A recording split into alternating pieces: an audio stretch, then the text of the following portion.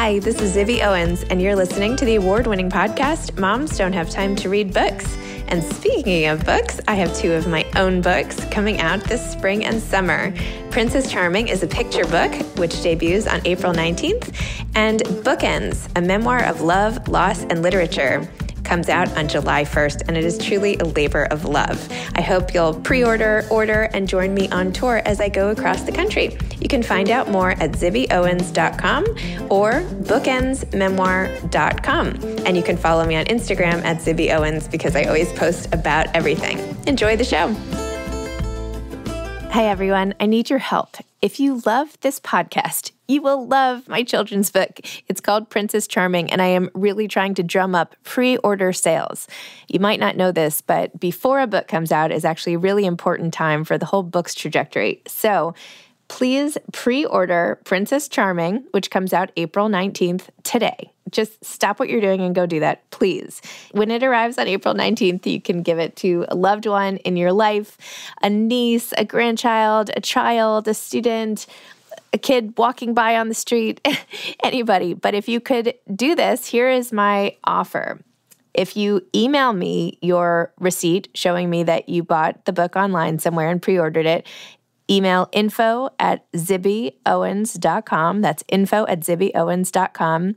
And I will pick 10 people to do a special giveaway project award to from my new Bonfire merch store, which you should also check out, which is the Zibby Owens Media Bonfire store, where you can get all sorts of cool t-shirts and tote bags and author sayings and all sorts of great stuff. So what did I say? 10 of you are going to get a special care package of your choice from the Bonfire store, and I will pick at random from all of you who pre-order the book. So if that wasn't clear, go pre-order Princess Charming. Again, it's called Princess Charming. It's my debut picture book. It's really cute and great, and it's illustrated by Holly Haddam.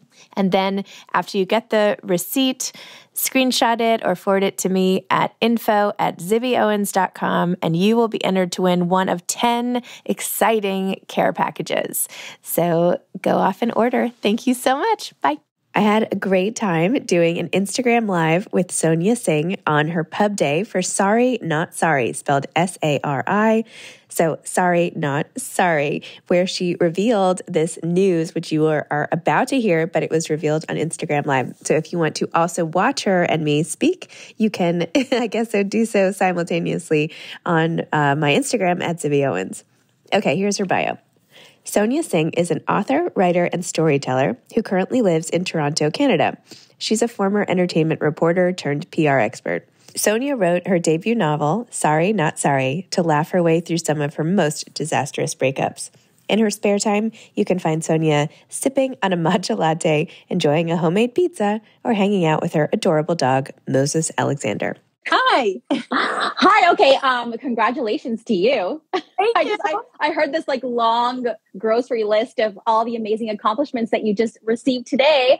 Amazing. Congratulations. Thank you. I was so excited. I couldn't believe it. I was just hoping for one. I was like, I would love to get just one Webby nomination this year. But yeah, there were 4. So it was fun. Yeah, no, that's great. Well, I think April 5th is just a lucky day for everybody. Okay. Why is April 5th a lucky day for you? Well, it's my pub day. It's been so exciting. I'm just, it's so funny because my thumbs are actually numb just from social media, and I don't want to overpost, but then I'm also thinking this is the only time, you just went through all your accolades. It's actually a great time just to cheerlead and champion yourself. And I want to do that. I shouldn't feel bad for it. No, don't feel bad. What else do you want to share? Tell me everything about you. I'm here for it. So book, Sorry Not Sorry, which is fabulous, and it reads I'm watching a sitcom or something. I mean, is this already going to be a movie or a show or something? Has it?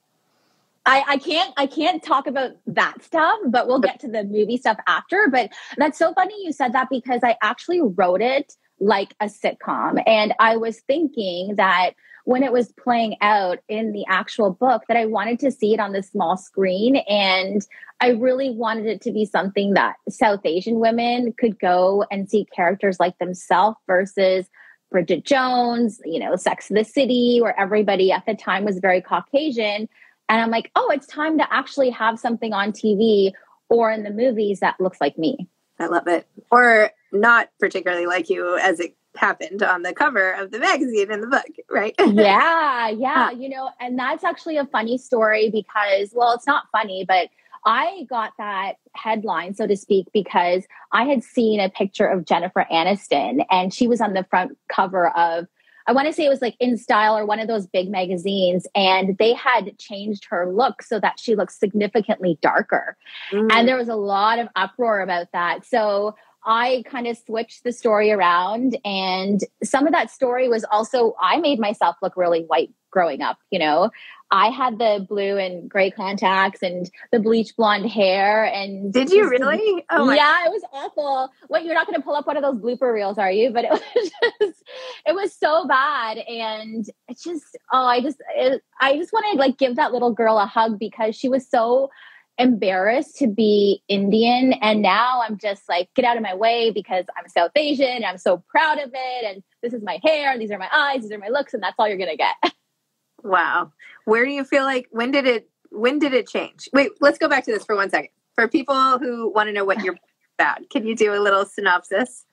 Yeah, of course. I'd love to. So Sorry, Not Sorry. I actually love the way how you said sorry. Sorry. It's so Indian of you. I love it. It rolls off your tongue. So it's about this strong South Asian woman who owns a breakup agency. And I really wanted her to own something or run something that was very non-traditional. So of course it has to be a breakup agency. And she's in the midst of being at the top of her game in terms of her career. And she's getting a lot of questions about her culture and her heritage. And she doesn't have the answers. And she really wants those answers. So she looks around in her inner circle and nobody's really Indian or nobody's really around to give her what she is missing out on.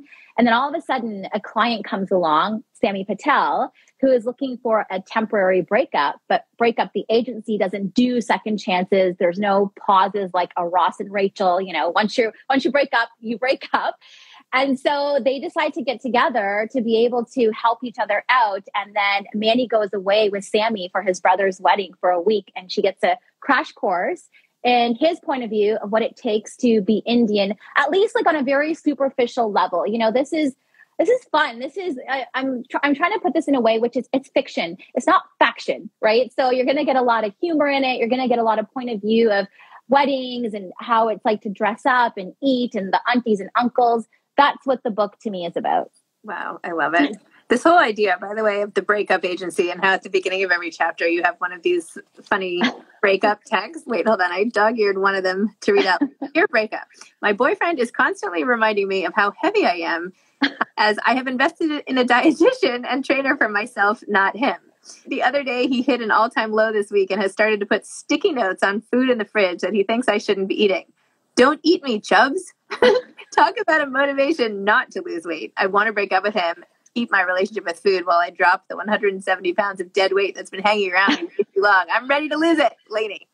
Oh my God, I love it. And that's actually a true story. So I have to tell you that I dated a guy many years ago and he nicknamed me Christmas Ham. That's what that's what he would refer to me as. This was, it doesn't matter what time it was, but it's still so inappropriate. And because I had gained some weight and that was his way of pushing me to lose weight, was to remind me that I was, chunky or meaty like a Christmas ham. I know. I mean, public service announcement, that type of motivation does not work. It does not work. It only motivates you to write about it later, if anything. Yeah.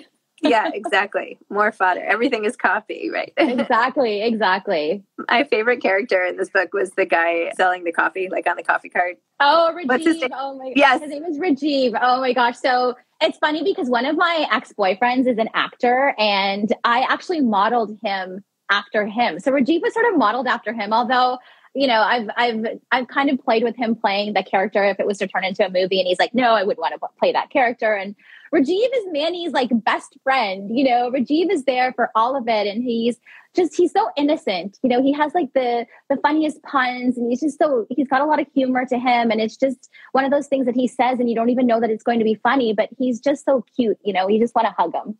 I love how you had him in like the final scene, like how being so, I don't want to give anything away, but like how he was there towards the end and just like cheering everybody on and just like, I told you so and all, it was great. Yeah, exactly. Yeah, we won't say what happens, but yeah, but he you're right. It was a total told you so moment for Manny, and he'd been pushing that all along. So it was really nice to see that. I think that was one of the things that I loved about this book for myself is all those friendships are actually friendships that I have in real life and have had.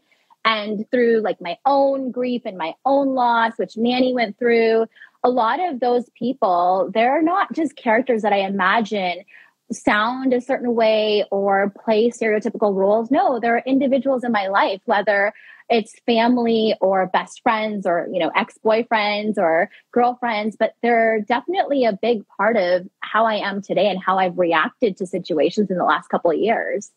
Well, you wrote really beautifully about Manny's parents dying. And I think I dog-eared some of those pages as well. There was some section that, although I did dog-ear that research tells you that it's better to break up on a Thursday. So just store that away, anybody who needs that kind of data. But why is that? Why is that? Yeah, exactly. So you can like hide out on a Friday and... I know, feel bad for yourself with a large bottle of wine and some M&Ms and yeah, exactly. Yeah.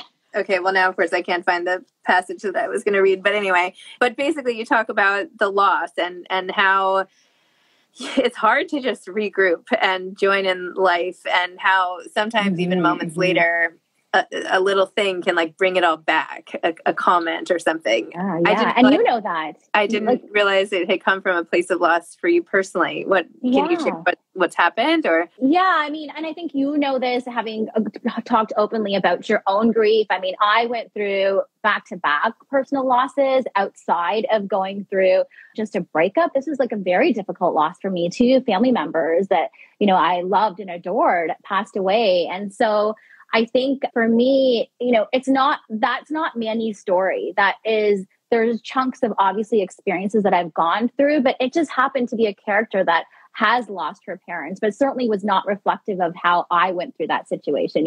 My parents were constantly pushing Indian culture, laughter. They were always like, do something with us when it comes to Diwali, but in a very modernized way. They wanted to make sure that we assimilated really well and got the best of both worlds.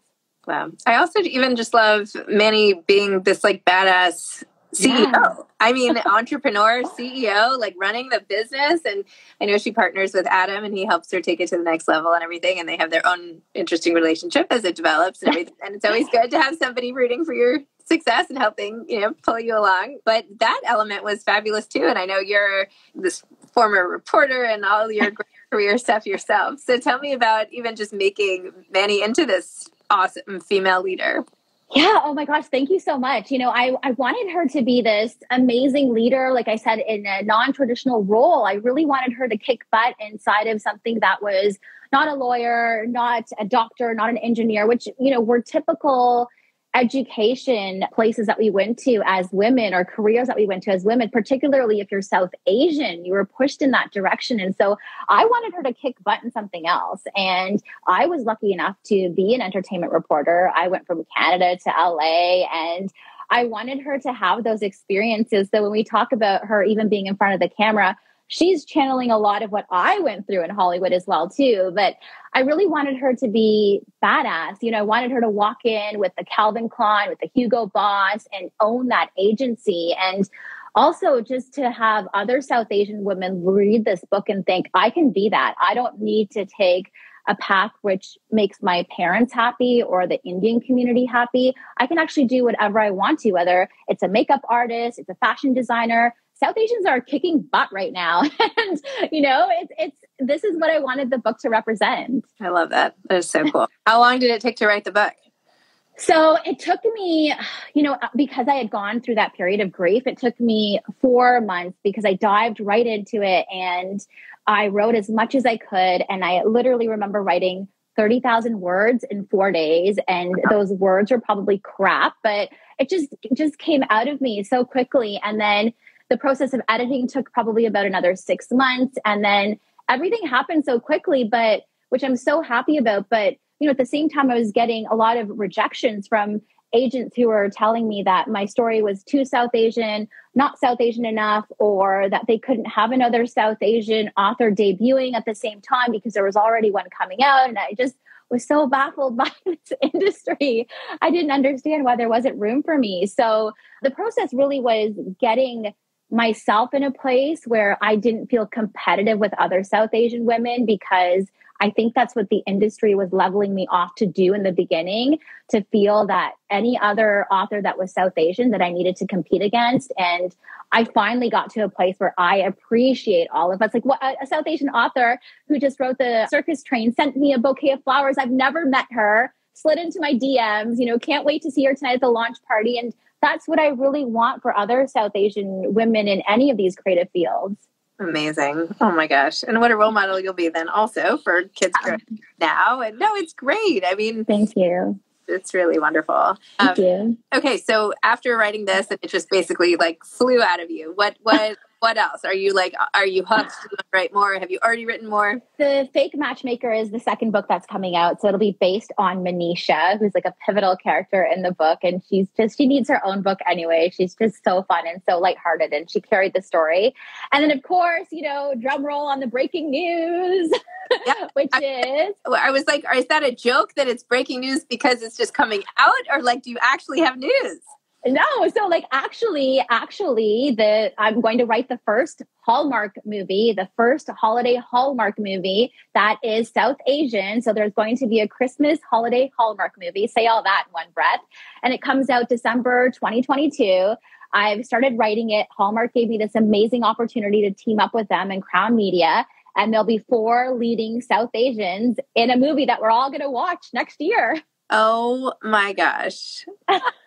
So excited. That is awesome. Congratulations. Oh, thank you. I wanted to share that news with you. And, I've been such a big fan of yours. I know you've also gone through your trials and tribulations, have been so open about everything that's happened in your life. So I just felt a really good connection. And I thought this would be a great way to break news with you, break bread with you, and really be able to share this special moment.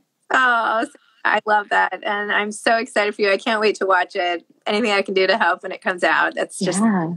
And you must feel so great. Like, great. You should have the best day ever and just like, buy a lottery ticket or something. Like you're on fire. Everything is great. And it's just so exciting. So thank you. Thank you. No, I need to like actually eat something. I haven't eaten anything all day. I need to just digest. The launch party is tonight, and actually get to see people at a party is going to be so huge. I haven't seen a lot of my friends, oh gosh, in like 2 years. So we'll all get to celebrate tonight, and it's going to be fun. There's so many surprises tonight. I've got a huge South Asian theme for the evening's event. So I'm really, really excited. And I'm excited to see who gets to read Sorry Not Sorry. I really hope it's going to be a very diverse audience, and it's not just South Asian women. Everybody reads it.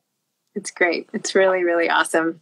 Well, it goes fast. It's entertaining. You want to keep turning the pages. The characters are really likable, or not when they're supposed to be.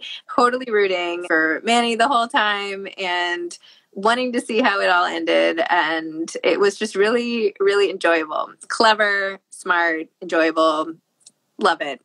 Oh my gosh. Thank you. It's so funny that you're saying that, because I love hearing what you're saying. I did one of those things that you're not supposed to do as an author, but check out your reviews. And I did this one night, and I have to tell you, people were super offended that I actually started a breakup agency. They couldn't handle the fact that I had come up with an idea where people were going to be broken up or dumped through email and text. And they were just so upset they couldn't finish the book, and, how thoughtless of me. What? And so, and here I am thinking that I'm giving people closure. That was part of, this agency is for people to coach their way through a breakup. But yeah, I think it's people who maybe just weren't dumped the right way. So they might just be upset. Oh my gosh. Well, haters gonna hate. You got to just ignore those reviews and focus on all the positives and totally just enjoy it. All your hard work. Here you go. So thank you. And thank you for sharing your amazing Hallmark South Asian theme movie. Does it have a name yet? It's called Christmas Spice. Christmas Spice. Yeah. Oh my gosh. So cool. All right. Awesome. Thank you for joining me today. Congratulations. Thanks, Ibby. Thank you so much. Have a great day. Bye, everyone. Thank you. Thanks for listening to this episode of Moms Don't Have Time to Read Books. Don't forget to follow me on Instagram at Zibby Owens and at Moms Don't Have Time to Read Books. Also sign up for my newsletter at zibbyowens.com and sign up for my virtual book club and meet lots of authors on Zoom every other week. Thanks so much to Steve and Ryan at Texture Sound for the sound editing. And thank you to Morning Moon Productions for providing this fantastic intro and outro music.